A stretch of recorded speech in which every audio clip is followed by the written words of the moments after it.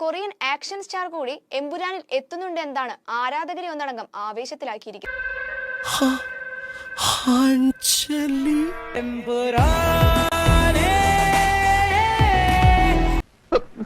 മറ്റാരുമല്ല മാ Dong സിയോക്. Don Lee എന്ന് പറയുന്നതാണ് കുറച്ചുകൂടി നല്ലത്.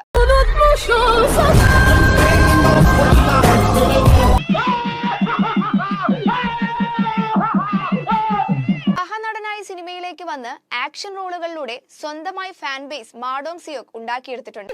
ഇതൊക്കെ എന്ത്?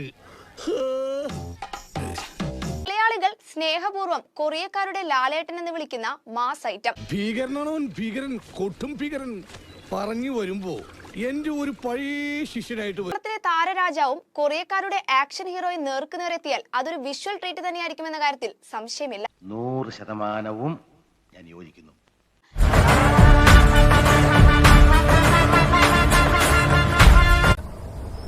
കണ്ടറിയണം കോശി, നിനക്കെന്താ സംഭവിക്കായിരുന്നു?